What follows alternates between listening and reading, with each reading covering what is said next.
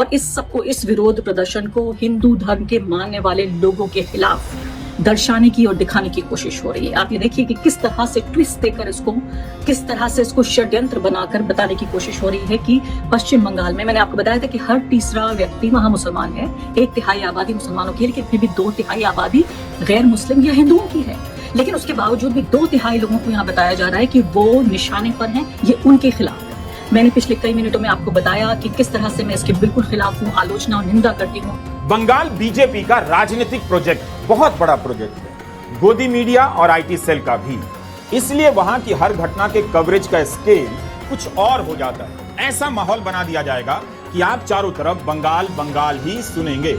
इसलिए थोड़ा सतर्क रहिए, सावधानी बरतिए और 1-2 दिन रुक जाने में कोई खराबी नहीं, क्योंकि ज्यादातर जानकारियां तो गोदी मीडिया के प्लेटफॉर्म से ही आ रही होती है। इसकी विश्वसनीयता इतनी खराब है कि सांप्रदायिक हिंसा के समय थोड़ा रुकना पड़ता है। इन 3 तस्वीरों में पता चल रहा है हालात इतने खराब हैं। अब मैं आपके सामने वो मीडिया रिपोर्ट्स पेश करना चाहता हूं जिनके बारे में मैं कह सकता हूं कि ये पूरी जिम्मेदारी से लिखी गई है, क्योंकि आज की तारीख में दोस्तों न्यूज चैनल्स पर विश्वास नहीं किया जा सकता। वो कहीं का ईंट कहीं पर जोड़ रहे हैं, फेक न्यूज आपके सामने पेश कर रहे हैं, जिसकी मैं चर्चा करूंगा दोस्तों। आप क्रोनोलॉजी समझ लीजिए। মোদি হাত দেয় কিভাবে ওর হাত কেটে নেব। মোদির বাপ ওখান কিনে থইনি, আমাদের সম্পত্তি আমাদের ফিরিয়ে দিতে হবে, নইলে মোদির কাটবো ধরে।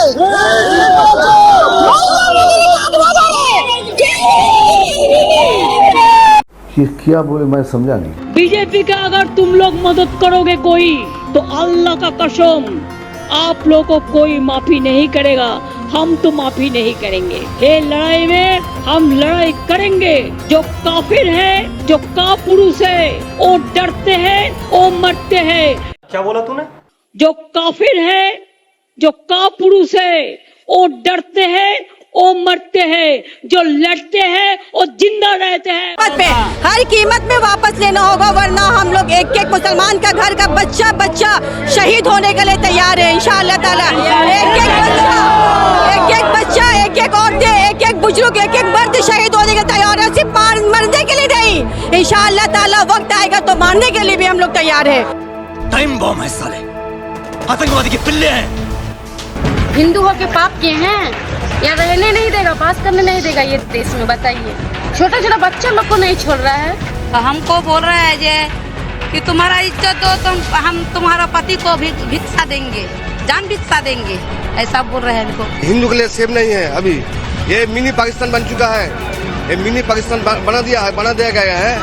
आदमी गिना नहीं जाएगा सर, इतना आदमी था गिना नहीं। पश्चिम बंगाल में जन्म लिया है, हिंदू होकर जन्म लिया, ये पाप कर दिया है। बस हिंदू होना हमारे लिए पाप है, अभिशाप है, इसलिए हमारा इतना क्षति हो रहा है। लग रहा था हम मर ही जाएंगे वहाँ पे। तरह का मुस्लिम का दुकान है नहीं तो कुछ किया, और वहाँ पे हिंदू का दुकान है उसके बगल में ही, उसको लूटो। वही बगल में मोहम्मदन का दुकान है, उसमें कैसे आग बुझाया गया? उसमें तुरंत आग बुझाया गया, तुरंत आ गया। और हम लोग का 2 दिन तक दुकान चलते रहा, कोई एक्शन नहीं लिया। 2 दुकान है, दोनों दुकान में घर में घुस के पूरा आग लगा दिया। हाँ, हम लोगों का सुरक्षा चाहिए, परमानेंट सेंट्रल फोर्स का सुरक्षा चाहिए, कैंप चाहिए यहाँ पर। तो क्या चाहते हैं हम लोग यहाँ पे मतलब कि चाहते हैं कि यहाँ पे कैंप रहे। यहाँ पे राष्ट्रपति शासन होना बहुत जरूरी है, बहुत जरूरी है राष्ट्रपति शासन होना। यहाँ राष्ट्रपति शासन ही चाहते हैं हम लोग। अस्पताल में दर्ज हुआ है बहुत सारे घायल लोगों गोली से, सामदरगंज की घटना की चलते, लेकिन पुलिस छुपा रहे हैं, कुछ कहते नहीं। सरकार पुलिस कुछ कहते नहीं। बच्चे लड़का यहाँ देखा मैंने, घायल होकर सोए हुए हैं लोग, जिंदगी के साथ मौत के साथ ये लोग जूझ रहे हैं। और क्या बताऊं, सरकार चुप्पी साधे, कुछ कहते नहीं सरकार।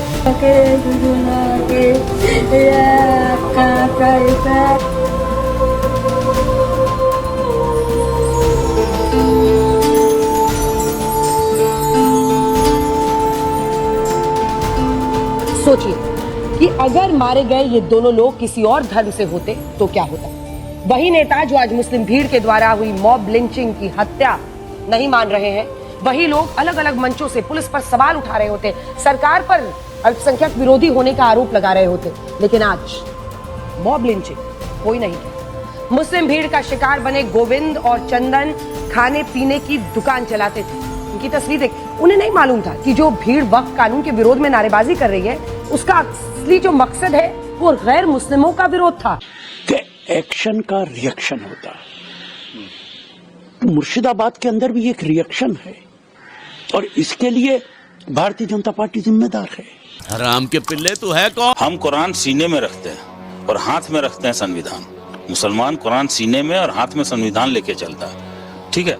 तो हम पहले शरीयत को पकड़ेंगे, इसके बाद संविधान को। जो मेरा जो इस्लाम में है वो नहीं, मैं किसी गवर्नमेंट का भी स्पोक्स पर्सन नहीं हूँ। वेस्ट बंगाल की जो सरकार है उनके पास कॉम्पिटेंट लोग हैं और मुझे यकीन है कि वो कॉम्पिटेंट लोग आपके सवाल का बेहतरीन जवाब दे सकते हैं। आप तो सिर्फ टेलीफोन कॉल करना है उनको, आप कॉल करो, बोल देते हैं। ये सब दोगलापन है। Owaisi raising Palestine Zindabad slogans. Owaisi has also called on Prime Minister Modi to ensure a ceasefire in Gaza and create a humanitarian corridor so that people in Gaza can get humanitarian relief.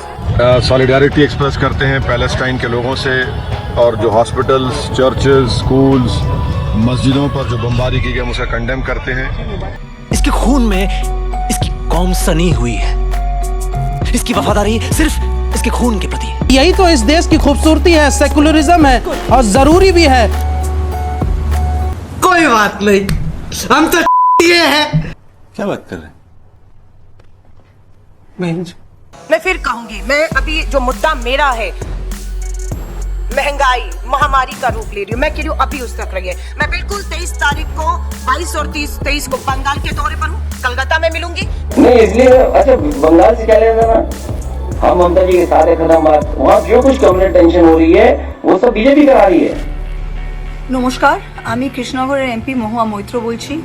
আমি সমস্ত মুসলিম ভাই বোনদের কাছে একটি আবেদন করতে চাই যে আপনারা প্লিজ এখন এই ওয়াকফ সংশোধনী অ্যাক্টের পরে বাংলায় যা একটু আমরা অসন্তোষ আবেগ যা প্রকাশ হচ্ছে, আপনাদের আমরা হাতজোড় করে আবেদন করছি আপনারা প্লিজ সংযত হন। পশ্চিমবঙ্গ সরকার, আমাদের তৃণমূল পার্টি এবং মমতা ব্যানার্জি আপনাদের সাথে দাঁড়িয়ে রয়েছে। আপনাদের রক্ত আমাদের রক্ত। আমরা লাস্ট দম অবধি এই বিলটাকে, এই অ্যাক্টটাকে অপোজ করব। वो महुआ मोइत्रा जो है ऐसे शेरनी की तरह दहाड़ने के लिए सो कॉल्ड जो जानी जाती है, मैं आप लोगों से रिक्वेस्ट करती हूँ, देखिए ऐसे कानून को हाथ में मत लीजिए। हाँ, इस पेशे को भड़वागिरी कहते हैं। पश्चिम बंगाल में जो हिंसा हो रही है मैं उसका विरोध करता हूँ। हिंसा कभी नहीं होनी चाहिए, हिंसा का मैं कतई समर्थक हूँ।